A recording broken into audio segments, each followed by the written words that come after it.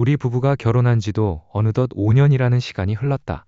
남들이 말하는 권태기나 위기는 우리에게만큼은 해당하지 않는 먼 나라 이야기라고 믿었다. 퇴근길, 우리가 약속한 동네 어귀의 횡단보도는 우리만의 소박한 안식처였다. 멀리서 아내의 실루엣이 보이면 하루의 고단함이 눈 녹듯 사라지곤 했다. 아내는 항상 그 자리에서 나를 기다리며 작게 손을 흔들곤 했는데 그 손짓 하나에 내 세상은 평온으로 가득 찼다. 우리는 서로의 팔짱을 끼고 그날 있었던 사소한 일들을 나누며 집으로 향했다. 아내는 언제나처럼 다정한 미소로 내 질문에 답했고 나는 그 미소가 영원할 것이라 철석같이 믿어 의심치 않았다. 적어도 그날 낯선 기운이 우리 일상에 스며들기 전까지는 그랬다. 우리 집은 얼마 전 낡은 수도관 문제로 한바탕 소동이 있었다. 그때 동네 선배인 민수 형이 나섰다. 형은 우리 부부와는 꽤 오랜 인연을 맺어온 터라 주말마다 우리 집에 들러 집안 구석구석을 살펴주곤 했다. 형은 가족끼리 무슨 계산을 해라며 호탕하게 웃었지만 지나치게 잦은 방문과 과도한 호의는 가끔 의아함을 자아냈다. 특히 형은 우리 집 현관 비밀번호를 묻는 대신 아내와 상의했다며 비상용 열쇠를 하나 복사해 두겠다고 했다. 너희 둘 다 없을 때 급한 일이 생기면 어쩌려고 그래? 내가 관리사무소랑도 친하니까 대신 봐줄게. 선배의 그 말에 아내는 아무런 거부감 없이 고개를 끄덕였다. 나는 그저 형의 과분한 친절이 고마울 뿐 그 열쇠가 어떤 결과를 불러올지 상상조차 하지 못했다. 그날 저녁 우리는 거실 소파에 나란히 앉아 결혼식 앨범을 펼쳐보고 있었다. 5년 전 풋풋했던 우리의 모습이 앨범 속에서 환하게 웃고 있었다. 아내는 우리 이때 진짜 예쁘고 잘생겼었네 라며 내 어깨에 머리를 기댔다. 나는 아내의 손을 꼭 잡으며 우리가 보낸 지난 5년의 시간이 얼마나 소중한지 다시 한번 되새겼다. 앨범을 한 장 한 장 넘기며 과거의 추억에 젖어있던 바로 그때였다. 조용하던 거실에 띠링하는 날카로운 알림음이 울려 퍼졌다. 아내의 휴대폰이었다. 화면을 확인한 아내의 표정이 찰나의 순간 싸늘하게 굳어버렸다. 나는 의아한 마음에 아내를 바라보려 했지만 아내는 이미 앨범에서 손을 떼고 휴대폰을 움켜쥐고 있었다. 갑자기 회사에서 급한 연락이 왔나 봐. 잠시만. 아내는 변명조차 서두르는 기색이 역력했다. 그녀는 내 눈을 피한 채 황급히 자리에서 일어났다. 평소에 다정하던 모습은 온데간데 없었다. 무언가에 쫓기는 듯 빠른 걸음으로 안방으로 향하는 아내의 뒷모습을 나는 그저 멍하니 바라보았다. 닫히는 방문 너머로 느껴지는 긴장감이 거실의 공기마저 무겁게 짓눌렀다. 아내의 뒷모습에서 느껴진 생경한 이질감. 그것은 내가 알던 내 아내가 아니었다. 문틈 사이로 새어나오는 작은 불빛 아래 묘한 불안감이 내 심장을 옥죄어 오기 시작했다. 대체 무엇이 그녀를 그토록 다급하게 만든 걸까? 나는 차마 닫힌 문을 열어볼 용기를 내지 못한 채 차갑게 식어버린 거실에 혼자 남겨졌다. 그 짧은 메시지 한 통이 우리 5년의 평온을 송두리째 흔들어 놓을 것이라는 불길한 예감이 등줄기를 타고 흘렀다. 결혼 생활 5년이라는 시간은 참으로 기묘하다. 서로의 숨소리만 들어도 어떤 기분인지 알 것 같았던 그 익숙함이 어느 날부턴가 아주 미세한 균열을 일으키며 낯선 공포로 다가오기 시작했다. 평소라면 퇴근길에 오늘 저녁은 뭐 먹을까라며 다정하게 안부를 묻던 아내의 연락이 이제는 야근이라는 건조한 두 글자로 대체되는 날이 잦아졌다. 처음엔 그저 회사가 바쁜가 보다 싶었다. 승진 시즌이기도 했고 아내의 팀 프로젝트가 한창이라는 말을 들었으니까. 하지만 그 아니란 믿음은 시간이 지날수록 조금씩 갉아먹히고 있었다. 일주일 동안 벌써 3번이나 야근이라니. 현관문을 열고 들어오는 아내의 모습에서 나는 묘한 위화감을 느꼈다. 늦은 밤 거실의 불을 환하게 켜놓고 그녀를 기다리는 시간은 생각보다 길고 외로웠다. 문이 열리고 아내가 들어오는 순간 코끝을 찌르는 낯선 향기가 있었다. 평소 꽃향기나 은은한 비누향을 즐기던 그녀에게서는 절대 난리 없는 묵직하고 독한 남자 스킨 향이었다. 오늘도 팀장님이랑 같이 프로젝트 마무리하느라 늦었어. 정말 지친다. 그치? 그녀는 내 눈을 피하며 급하게 욕실로 향했다. 나는 멍하니 그 자리에 서서 그녀가 남기고 간 잔향을 맡았다. 어딘가 익숙한 향기였다. 며칠 전 우리 집 싱크대 수리를 도와주겠다며 찾아왔던 동네 선배에게서 났던 그 냄새였다. 설마 하는 생각은 곧바로 머릿속에서 부정했다. 아닐 거야. 내가 너무 예민해진 것일 뿐이라고. 5년 동안 쌓아온 신뢰가 고작 향기 하나에 무너져서는 안 된다고 스스로를 다독였다. 하지만 내 심장은 이미 불안함으로 쿵쾅거리고 있었다. 아내는 욕실에 들어가 물을 틀었다. 최르르 쏟아지는 물소리가 거실까지 들려왔다. 나는 습관적으로 식탁 위에 놓인 그녀의 가방을 살폈다. 겉으로는 평온해 보였지만 내 손끝은 미세하게 떨리고 있었다. 그때였다. 식탁 위에 놓여있던 아내의 핸드폰이 진동하며 화면이 환하게 밝아졌다. 메시지 알림이었다. 나는 본능적으로 고개를 돌렸고 화면에 뜬 발신자를 보고는 숨이 턱 막혔다. 팀장님. 야근이라던 아내의 말은 거짓이었을까? 아니, 그보다 더 충격적인 것은 메시지의 내용이었다. 나는 홀린 듯 그 화면을 응시했다. 화면 너머로 빛나던 글자들은 내 세계를 산산조각 내기에 충분했다. 오늘도 저번처럼 10시까지 거기서 기다릴게. 너무 늦지 마. 우리 사이가 의심받지 않으려면 네 남편 앞에서는 더 자연스럽게 행동해야 하는 거 알지? 심장이 바닥으로 떨어지는 기분이었다. 거기라면 대체 어디를 말하는 거지? 그리고 그 남자가 말하는 우리 사이는 도대체 무엇을 의미하는 걸까? 욕실 안에서 들려오는 물소리가 마치 나를 비웃는 것처럼 요란하게 들렸다. 아내가 씻고 나오기까지 내게 남은 시간은 단 몇 분뿐이었다. 나는 떨리는 손을 쥐었다 폈다 하며 도저히 믿을 수 없는 현실 앞에서 그저 멍하니 핸드폰 화면만 바라보고 있었다. 아내의 야근은 이제 일상이 되어버렸다. 예전 같았으면 벌써 퇴근해 현관문 너머로 들려올 그녀의 경쾌한 발소리를 기다리고 있었을 시간이다. 나는 거실 소파에 깊숙이 몸을 파묻은 채 암전된 TV 화면에 비친 내 창백한 얼굴을 멍하니 응시했다. 심장이 비정상적으로 빠르게 뛰었다. 아내는 지금쯤 무슨 생각을 하고 있을까? 정말로 팀장과 함께 복잡한 프로젝트 서류를 들여다보고 있을까? 아니면 내가 상상조차 하기 싫은 그 끔찍한 공간에서 다른 누군가의 품에 안겨 있을까? 의심은 꼬리에 꼬리를 물고 내 머릿속을 헤집어 놓았다. 나는 들키지 않게 숨을 죽인 채 식탁 위에 아무렇게나 던져진 아내의 휴대폰을 곁눈질했다. 비밀번호가 걸린 화면은 고요했다. 만약 내가 저 잠금을 풀 수 있다면 지금 당장 내 눈앞에 펼쳐질 진실이 두려우면서도 동시에 갈급했다. 하지만 나는 그러지 않았다. 아직은 때가 아니었다. 짐승처럼 날뛰는 내 안의 이성을 억지로 짓누르며 나는 평소처럼 사랑하는 남편의 연기를 완벽하게 수행해야 했다.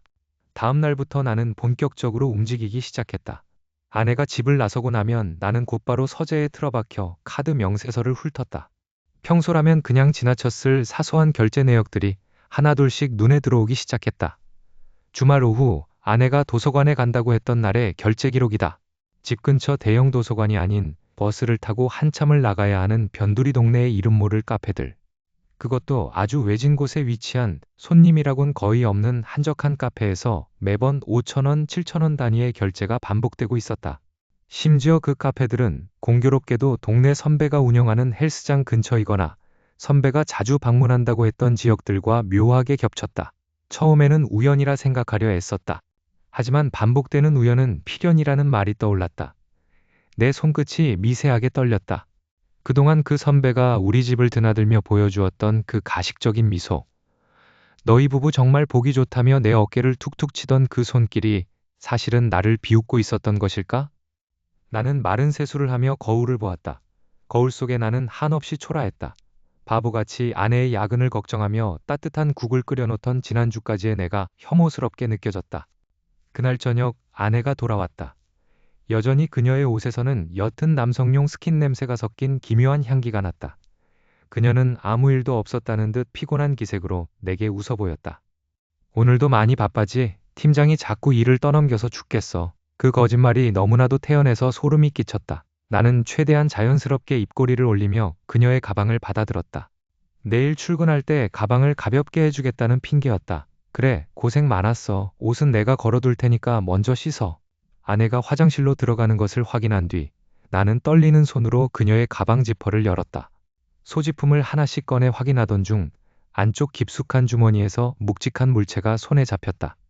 나는 순간 내 눈을 의심했다. 은색으로 빛나는 꽤나 고가로 보이는 지포 라이터였다. 담배를 피우지 않는 아내의 가방에 그것도 낯선 남자의 냄새가 밴 물건이 왜 들어있는 걸까? 나는 차가운 라이터 표면을 쓰다듬으며 멈춰버렸다. 내 가슴 속 무언가가 처참하게 무너져 내리는 소리가 들리는 듯했다. 이것은 절대로 내 것이 아니었다. 그리고 내 아내의 주변 그 어떤 여자 지인도 이런 종류의 물건을 가지고 다닐 리가 없었다. 손끝에서 느껴지는 차가운 금속의 감촉이 마치 내 심장을 찌르는 칼날처럼 느껴졌다. 이제 무엇을 해야 할까? 나는 숨을 쉴 수가 없었다. 퇴근 시간이 다가올수록 가슴속에서 차오르는 이 답답한 통증은 이제 익숙해질 법도 한데 매일 새로운 강도로 나를 짓눌렀다. 평소라면 아내와 함께 걷던 퇴근길이었지만 오늘은 달랐다. 나는 사무실 구석에 몸을 숨긴 채 5시 30분이 되자마자 잽싸게 가방을 챙겨 나가는 아내의 뒷모습을 멀찍이서 쫓았다. 오늘도 그녀는 급한 회의가 있다는 핑계를 댔다. 하지만 그녀가 향한 곳은 회사와는 정반대 방향인 도심에서 조금 떨어진 한적한 주택가였다. 오후에 햇살이 길게 늘어지며 묘한 긴장감을 자아냈다. 나는 일부러 거리를 유지하며 걸었다. 혹시라도 그녀가 뒤를 돌아볼까봐 가로수 뒤에 몸을 숨기고 멈춰서기를 반복했다. 심장이 터질 것 같았다. 우리가 함께 보낸 5년이라는 시간이 고작 이 의심 한 줌에 흔들리고 있다는 사실이 믿기지 않으면서도 한편으로는 진실을 확인하고 싶다는 잔인한 갈망이 내 발걸음을 재촉했다. 아내는 익숙한 듯 골목길을 꺾어 들어갔다. 그곳에는 간판도 제대로 없는 아주 허름하고 작은 카페 하나가 자리 잡고 있었다. 평소라면 절대 들어가지 않을 법한 음침한 분위기의 장소였다. 아내는 주변을 한번 슥 둘러보더니 마치 무언가 약속이라도 한 것처럼 자연스럽게 카페 안으로 들어갔다. 나는 숨을 죽이고 문 앞으로 다가갔다. 카페 창문은 불투명한 시트지로 가려져 있어 내부가 잘 보이지 않았다. 손이 미세하게 떨렸다. 문고리를 잡는 것조차 망설여질 만큼 두려웠다. 내가 문을 열고 들어가서 마주할 장면이 나의 평온했던 일상을 송두리째 파괴할 것만 같았다. 하지만 여기서 물러설 수는 없었다. 나는 문틈 사이로 아주 조금, 정말 숨소리조차 들리지 않을 만큼 조심스럽게 문을 열었다. 실내에는 은은한 재즈 음악이 흘러나오고 있었고 구석진 자리에 아내가 앉아 있었다. 아내는 꽤 긴장한 모습이었다. 그녀의 맞은편에 누군가 앉아 있었는데 그 남자의 뒷모습은 어딘가 낯이 익었다. 넓은 어깨에 깔끔하게 넘긴 머리 스타일.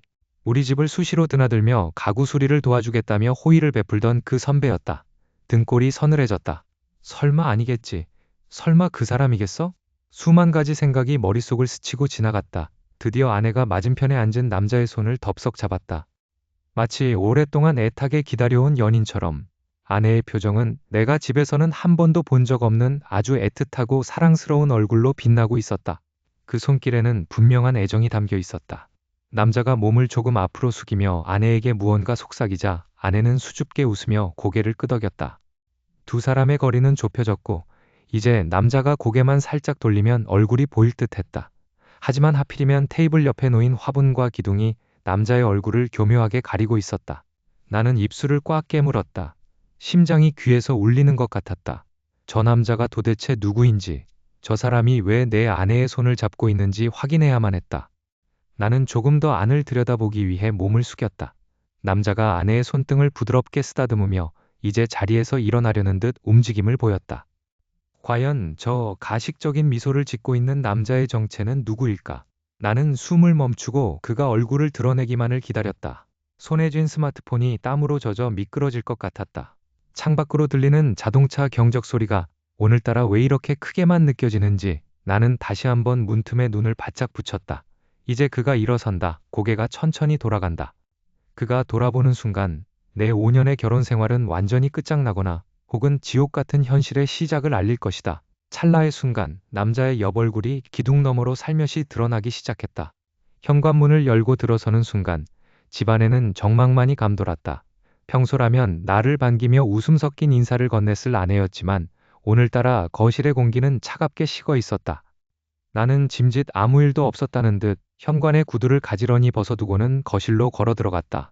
소파에 앉아 휴대폰을 보고 있던 아내가 흠칫 놀라며 화면을 황급히 뒤집어 놓는 모습이 눈에 들어왔다. 그 찰나의 당황스러움이 심장을 찌르는 듯 했지만 나는 최대한 담담하게 입을 열었다. 오늘도 팀장님이랑 같이 야근했어? 고생이 많네. 그 팀장님은 아주 능력이 좋으신가 봐. 우리 아내를 이렇게 매일 야근하게 만들 정도면 내 목소리는 스스로 듣기에도 비정상적으로 차분했다. 아내는 내 말에 헛웃음을 치더니 천천히 고개를 들어 나를 쳐다보았다. 그녀의 눈빛에는 피곤함 대신 기가 찬다는 듯한 멸시가 서려 있었다. 지금 뭐 하자는 거야? 집에 오자마자 한다는 소리가 고작 그거야? 왜, 이제는 내 회사 생활까지 간섭하려고? 당신, 사람이 왜 이렇게 옹졸해졌어? 아내는 소파에서 벌떡 일어나 나를 향해 다가왔다. 그녀의 몸에서 여전히 낯선 남자의 향수 냄새가 희미하게 풍겨왔다. 나는 그 냄새를 맡으며 헛구역질이 올라오는 것을 필사적으로 참아냈다. 그녀는 억울하다는 표정으로 목소리를 높였다. 마치 자신이 피해자인 양 나를 의심만 하는 병적인 남편으로 몰아가려는 전형적인 수법이었다. 회사 일이 마음대로 되는 줄 알아? 팀장님이 시키는 일을 내가 어떻게 거부해? 당신은 내가 밖에서 얼마나 힘들게 일하는지 눈꼽만큼도 생각 안 하는 거지? 매일같이 피곤에 찌들어 들어오는 사람한테 밖에서 누굴 만났니? 팀장이 뭐니? 정말 소름 돋아. 당신, 언제부터 이렇게 의처증 환자처럼 변했어? 그녀의 날선 비난이 귓가를 울렸다. 가슴이 찢어지는 것 같았지만 나는 물러서지 않았다. 그녀의 눈을 똑바로 쳐다보며 다시 입을 뗐다. 내가 언제 의심을 했다고 그래? 그냥 그 팀장님이라는 사람이 우리 집 수리까지 도와줄 정도로 친한 사람이라길래 궁금해서 그런 거지. 사람이면 누구나 한 번쯤은 궁금할 수 있잖아, 안 그래? 내 말에 아내의 동공이 미세하게 흔들렸다. 그녀는 잠시 말을 멈추고 입술을 잘근 깨물었다. 하지만 그것도 잠시. 이내 더 크고 날카로운 공격이 돌아왔다.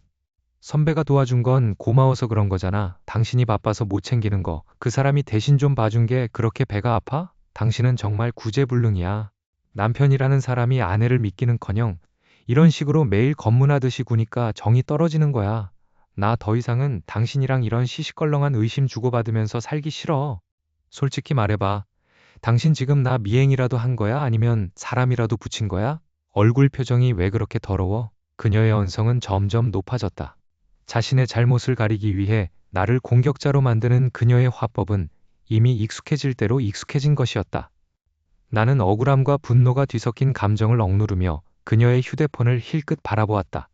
그녀의 논리에 맞서 내 증거를 내밀고 싶은 충동이 목 끝까지 차올랐지만 나는 그저 마른 침을 삼켰다. 내가 의심하는 게 아니라 당신이 자꾸 숨기는 게 많아지니까 불안해서 그래. 우리가 결혼한 지 5년이야. 그동안 우리가 어떻게 살아왔는데 이제 와서 당신을 못 믿는 내가 문제라는 거야? 그래, 문제야. 당신의 그 의부증, 그 집착, 그게 우리 사이를 다 망치고 있는 거야. 나 이제 당신 얼굴 보는 것도 힘들어. 회사에서 시달리고 집에 와서 또 당신한테 취조당해야 해? 정말 지긋지긋하다. 당신이 계속 이런 식이라면 나도 더 이상 참을 생각 없어. 아내는 숨을 헐떡이며 나를 쏘아보았다. 그녀의 연기는 완벽했다. 정말로 내가 잘못하고 있는 것처럼, 내가 나쁜 남편인 것처럼 분위기를 주도했다. 대화가 정점에 달해 내가 무슨 말을 해도 그녀는 나를 파렴치 안으로 몰아세울 준비가 되어 있는 상황이었다. 바로 그 순간이었다. 정적을 깨고 거실 탁자 위에 놓인 아내의 휴대폰 화면이 환하게 밝아졌다. 화면 상단에 뜬 메시지 알림을 확인한 순간 나는 얼어붙고 말았다. 아내의 동네 선배. 그러니까 그녀의 그 내연남이 보낸 메시지였다. 나 지금 집에서 나가는 길이야. 거실이랑 안방 내가 완벽하게 다 치워놨으니까 걱정 마. 아무 흔적도 안 남겼어. 오늘 밤은 푹 쉬어. 아내와 격렬한 말싸움을 벌인 뒤 거실에 홀로 남겨진 나는 무력감에 휩싸였다. 그녀가 보여준 그 서늘하고도 당당한 태도, 나를 오히려 가해자로 몰아세우며 안방문을 쾅 닫고 들어가는 그 뒷모습이 머릿속에서 떠나지 않았다. 심장이 쿵쿵거리는 소리가 귓가에 쟁쟁하게 울렸다. 아내는 나를 가리켜 의처증에 걸린 한심한 인간이라고 했다. 하지만 내 직감은 그보다 훨씬 더 처참한 진실을 향해 달려가고 있었다. 나는 떨리는 손으로 식탁 위에 놓아둔 작은 녹음기를 확인했다. 어제 나는 아내의 차에 몰래 이 기기를 설치해 두었다. 아내가 그토록 핑계로 삼았던 팀장이라는 사람이 도대체 누구인지, 그들이 나누는 대화의 실체가 무엇인지 확인하지 않고서는 도저히 견딜 수 없었기 때문이다. 덜덜 떨리는 손가락으로 재생 버튼을 눌렀다. 처음에는 정적인 소음과 아내의 나지막한 통화 음성만이 들려왔다. 오늘도 그 사람 의심하는 눈치였어. 이제 슬슬 마무리해야 할 것 같아. 아내의 목소리가 평소와는 다르게 차갑게 가라앉아 있었다. 그리고 잠시 후 익숙하고도 소름 끼치는 목소리가 흘러나왔다. 내 귀를 의심했다. 아니, 의심할 여지조차 없이 너무나도 선명했다. 우리 집 현관 비밀번호를 알려달라고 농담조로 말하던 그 사람. 주말마다 우리 집에 찾아와 맥주를 마시며 나를 다독여주던 그 동네 선배였다. 그러게 말이야, 진작 끝냈어야지. 어차피 그 멍청한 놈, 의심만 할 줄 알지 뭘 할 줄 아는 게 있어야지. 선배의 목소리는 비릿한 웃음으로 가득 차 있었다. 내 가슴 한구석이 무너져 내리는 듯한 통증이 느껴졌다. 단순히 외도 문제가 아니었다. 그들은 처음부터 우리 부부의 삶을, 아니 나라는 사람을 철저히 기만하고 있었다. 선배는 우리 집 인테리어를 도와주겠다며 집안 구석구석을 훑고 다녔고, 아내는 그 틈을 타 나 몰래 그와 미래를 즐겼던 것이다. 그들의 대화는 점차 수위를 높여가며 나의 분노를 넘어 절망으로 몰아넣었다. 아직도 명의 이전은 안 한 거야? 선배가 다그치듯 물었다. 곤이야, 그 사람 마음 돌려놓는 건 시간 문제니까. 이번 주 내로 다 정리할 거야. 그들의 대화는 마치 내가 없는 사람인 것처럼 내가 가진 전부를 어떻게 빼앗을지 계산하는 것에 집중되어 있었다. 그들이 나누는 단어 하나하나가 비수가 되어 내 가슴에 꽂혔다. 내가 열심히 일해서 마련한 이 집, 우리가 함께 꿈꿨던 미래가 저들의 잔인한 계획 속에서 소모품처럼 거래되고 있었다. 잠시 숨을 고르던 선배가 아주 낮고 끈적이는 목소리로 다시 입을 열었다. 그리고 그 뒤에 이어진 말은 나의 온몸을 얼어붙게 만들었다. 현관 비밀번호 말이야. 이번 주 금요일 밤 그 사람 퇴근하고 나면 바로 바꿔버려. 짐은 미리 밖으로 빼놓고 내가 밤늦게 갈 테니까 그때 확실하게 문 걸어 잠그고 우리 둘만의 공간으로 만드는 거야. 알겠지? 이제 그놈은 이 집에서 꺼지라고 해. 이어지는 아내의 나지막한 웃음소리가 스피커를 뚫고 나왔다. 응, 걱정 마. 이번 주 안에 끝내버릴게. 그 꼴 보기 싫은 놈, 밖으로 쫓아낼 생각하니까 벌써 속이 다 시원하다. 나는 소파에 깊숙이 파묻힌 채 녹음기에서 흘러나오는 그 가식적인 음성들을 멍하니 듣고 있었다. 내가 사랑했던 아내, 그리고 가장 믿었던 형 같던 사람, 그 둘이 합심하여 나를 길바닥으로 내쫓을 계획을 세우고 있었다. 귓가에 꽂힌 이어폰 너머로 들려오는 그들의 확신에 찬 목소리는 이제 내 인생의 바닥이 어디인지조차 가늠할 수 없게 만들었다. 눈앞이 캄캄해졌지만 눈물은 나오지 않았다. 오직 차가운 분노만이 내 혈관을 따라 흐르고 있었다. 그들은 몰랐을 것이다. 내가 지금 이 모든 대화를 생생하게 듣고 있으며 그들이 생각하는 이번 주 금요일이 나에게는 마지막 폭풍 전야라는 사실을 말이다. 벽에 걸린 시계 초침 소리가 마치 나를 재촉하는 심장박동처럼 들렸다. 나는 조용히 녹음기를 끄고 거실에 불을 껐다. 창밖으로 보이는 도시의 야경은 너무나도 평온했지만 내 안의 세계는 이미 무너져 내리고 있었다. 이제 더 이상 물러설 곳은 없었다. 아니, 오히려 벼랑 끝에 몰린 짐승처럼 나는 이제 그들을 향해 마지막 발톱을 세워야 했다. 아내의 방문 너머에서 들려오는 인기척이 오늘따라 더욱 섬뜩하게 느껴졌다. 내가 정말로 사랑했던 사람은 누구였던 걸까? 혹은 내가 정말로 몰랐던 사람들은 누구였던 걸까? 그놈은 눈치가 정말 빠른 놈이었다. 아니, 놈의 본색이 드러난 이상 그건 눈치가 아니라 교활함이라고 부르는 게 맞을 것이다. 며칠 전부터 내가 놈의 뒤를 밟고 있다는 사실을 그 역겨운 입가에 비릿한 미소를 머금은 채 이미 파악하고 있었던 모양이다. 어제 저녁 퇴근길 골목 어귀에서 놈과 마주쳤다. 평소라면 형님 퇴근하십니까? 라며 웃으며 다가왔을 놈이 오늘은 달랐다. 놈은 담배 연기를 길게 내뿜으며 내 어깨를 툭 치고 지나가더니 나직하게 읊조렸다. 동생, 너무 무리하지 마. 사람이 자기 분수를 알아야지. 헛된 망상에 사로잡혀서 사람 뒷조사나 하고 다니면 동네 사람들한테 무슨 소리 듣겠어. 정신 좀 차려. 그 목소리에는 명백한 살기가 섞여 있었다. 등골이 서늘해졌다. 놈은 이미 판을 완전히 짜놓은 상태였다. 그날 이후 이상한 일들이 벌어지기 시작했다. 출근길에 마주치는 이웃들의 눈빛이 달라졌다. 평소 인사를 나누던 경비 아저씨는 내 인사를 피하며 고개를 돌렸고 엘리베이터에서 마주친 부녀 회장은 내 험담을 나누다 급히 대화를 멈추고는 경멸 어린 눈으로 나를 훑어보았다. 놈이 손을 쓴 것이 분명했다. 내가 아내를 의심하고 사실은 내가 아내를 괴롭히는 편집증 환자라는 식의 악질적인 소문을 동네에 퍼뜨리고 다닌 것이다. 가스라이팅의 정석이었다. 아내는 그놈의 보호를 받는 가련한 피해자였고 나는 하루아침에 가정을 파괴하려는 찌질하고 위험한 남편이 되어 있었다. 이웃들의 수군거림이 등 뒤에 꽂힐 때마다 심장이 조여드는 것 같았다. 놈은 내가 감히 자신을 쫓지 못하도록 나를 사회적으로 매장해버리려는 작정이었다. 집에 돌아오면 아내는 더 가관이었다. 놈과 미래하고 돌아온 날이면 아내는 오히려 나를 더 경멸했다. 마치 내가 추악한 죄를 지은 사람이라도 되는 양 냉랭한 눈빛으로 나를 바라봤다. 제발 그만 좀 해. 당신의 그런 의심이 우리 사이를 숨막히게 만든다고. 이웃들한테 대체 무슨 짓을 하고 다니는 거야? 창피해서 얼굴을 들 수가 없어. 아내의 입에서 나오는 말들은 모두 거짓이었다. 그 연기력에 소름이 끼쳤지만 나는 꾹 참았다. 아직은 확실한 증거가 필요했다. 놈이 아내의 명의를 이용해 내 재산을 가로채려 한다는 그 결정적인 증거를 찾아내야만 했다. 나는 서둘러 집으로 향했다. 오늘은 결판을 내야 했다. 놈이 아내의 휴대폰으로 보낸 메시지를 본 이상 더 이상 시간을 끌 수 없었다. 현관문을 열자 쥐죽은 듯 조용한 정막만이 나를 맞이했다. 아내는 늦는다고 했다. 나는 서둘러 서재로 들어가 벽 뒤에 숨겨진 작은 금고 앞으로 다가갔다. 비밀번호를 누르는 손끝이 미세하게 떨렸다. 띠딕 띠딕 띠리릭. 철컥하는 소리와 함께 금고문이 열렸다. 그런데 무언가 이상했다.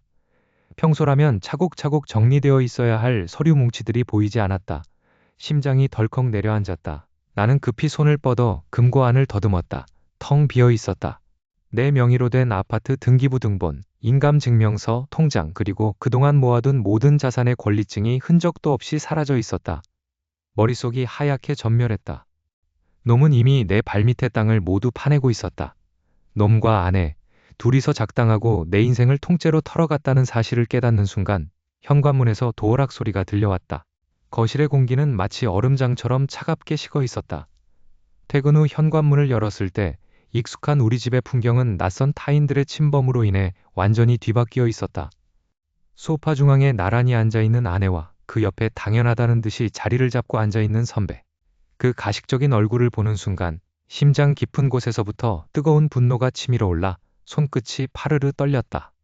내가 며칠 밤을 지새우며 고통받았던 그 비참한 시간들이 이들에게는 그저 다음 단계를 위한 연극의 준비 기간에 불과했다는 사실이 나를 더욱 절망케 했다. 이제 와서 뭐 어쩌자는 거야? 매번 그렇게 비굴하게 뒤를 밟는 게 취미였어? 아내가 먼저 입을 열었다. 그녀의 목소리는 평소처럼 차분했지만 그 안에는 나를 향한 지독한 경멸이 서려 있었다. 이제 더 이상 야근이라는 거짓말조차 필요 없다는 듯 그녀는 당당하게 내 눈을 똑바로 응시했다. 그 눈빛에는 5년이라는 시간 동안 우리가 쌓아왔던 신뢰나 애정의 흔적 따위는 티끌만큼도 남아있지 않았다. 그저 빨리 처리해야 할 짐덩어리를 바라보는 듯한 건조한 시선뿐이었다. 나는 헛웃음을 참으며 입을 열었다. 취미? 아니, 이건 내가 사랑했던 사람의 민낯을 확인하는 아주 잔인한 과정이었어. 당신이 내 집에서, 내 침대에서, 내 옆에 있던 그 사람과 어떤 짓을 벌여왔는지 알고 나니까 구역질이 나. 내 말에 선배는 비릿한 미소를 지으며 다리를 꼬았다. 그는 마치 이 집의 주인이라도 된 것처럼 거실을 둘러보더니 태연하게 테이블 위에 놓인 내 물건들을 만지작거렸다. 동생, 세상이 변했어. 마음이 없는 관계를 억지로 유지하는 게 더 큰 죄악이라는 거. 자네도 알잖아. 민지는 이미 나한테 마음을 다 줬어. 우리가 당신보다 훨씬 더 서로를 이해한다는 뜻이지. 그의 말은 칼날이 되어 내 가슴을 깊숙이 파고들었다. 아내는 그의 말에 맞장구 치듯 그의 팔짱을 꼈다. 그 다정한 몸짓이 내 눈앞에서 펼쳐질 때마다 억장이 무너지는 기분이었다. 그녀는 내 서랍에서 준비해둔 이혼 서류를 꺼내 테이블 위로 툭 던졌다. 서류가 미끄러지며 내 발치에 멈춰섰다. 이미 다 준비했어. 더 이상 추억에 매달리지 마. 난 지금 이 사람과 새로운 삶을 시작하고 싶어. 당신 같은 평범하고 재미없는 인간하고는 이제 1분 1초도 같이 숨쉬고 싶지 않으니까. 제발 깔끔하게 사인하고 나가줘. 이 집도, 이 생활도 이제 다 정리하자고. 그녀의 태도는 확고했다. 내가 알던 수줍게 웃으며 내 퇴근길을 기다리던 그 아내의 모습은 온데간데 없었다. 오직 탐욕과 이기심으로 가득 찬 낯선 여자만이 내 앞에 서 있었다. 눈물이 핑 돌았지만 나는 이를 악물고 눈을 부릅떴다. 여기서 무너지면 이들에게 완벽하게 지는 것이라는 생각이 머릿속을 지배했다.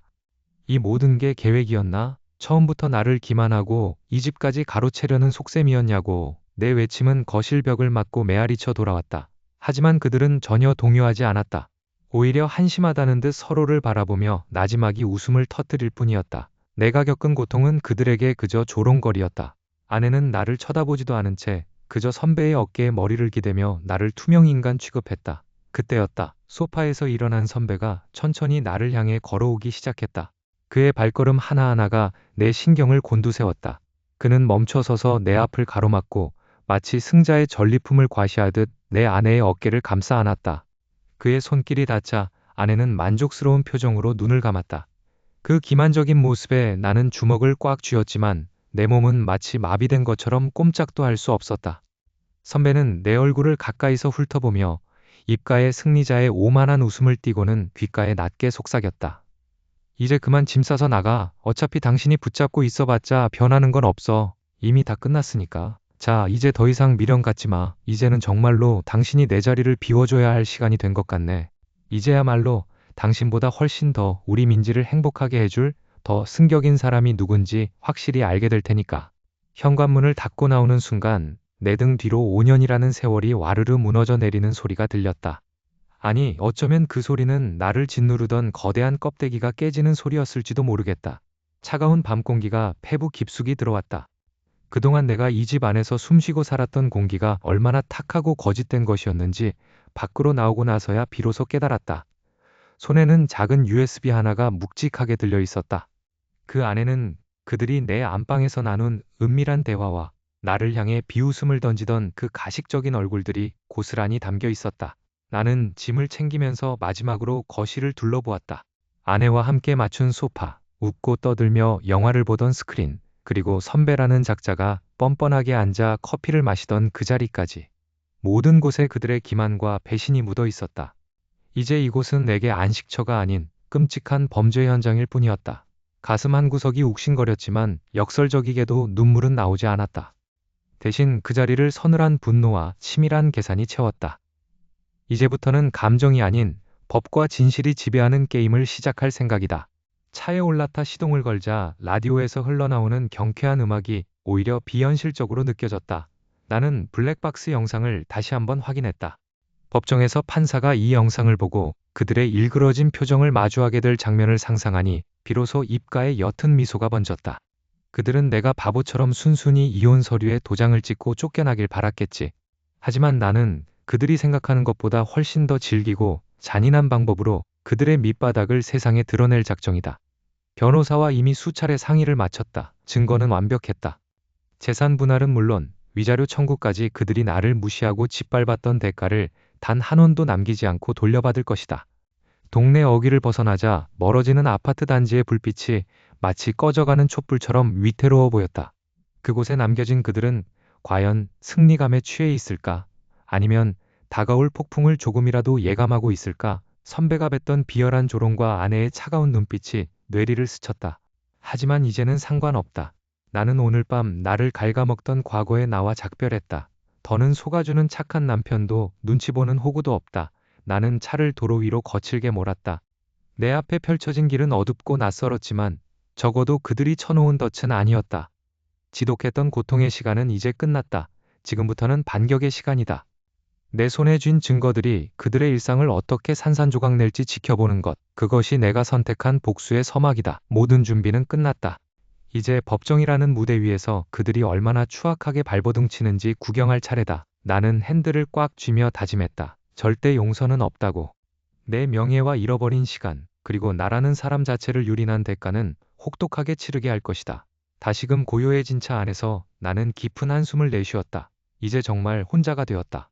하지만 역설적이게도 내 마음은 그 어느 때보다 가볍고 투명했다. 이제 더는 누구의 눈치도 볼 필요가 없다. 법적 공방은 길고 지루한 싸움이 되겠지만 나는 결코 물러서지 않을 것이다. 억울함으로 밤을 지새우던 시간은 이제 그들의 몫이 될 테니까. 어두운 도로 위를 질주하며 나는 끊임없이 스스로에게 묻고 또 물었다. 이 모든 증거를 전부 공개해서 그들의 사회적 지위와 평판을 바닥까지 끌어내려 완전히 매장해버리는 것이 옳은 선택일까? 아니면 이 증거를 쥐고 흔들며 그들이 서로를 의심하고 파멸로 이끄는 모습을 관전하는 것이 더 완벽한 복수일까? 만약 당신이 지금 내 상황이라면 그들의 추악한 실체를 세상에 전부 까발려 그들의 삶을 송두리째 무너뜨리는 전공법을 택하시겠습니까? 아니면 조용히 칼날을 숨긴 채 그들이 스스로 무너지는 과정을 지켜보며 서서히 조여가는 방식을 택하시겠습니까? 당신이라면 이 잔인한 게임을 어떻게 끝내시겠습니까?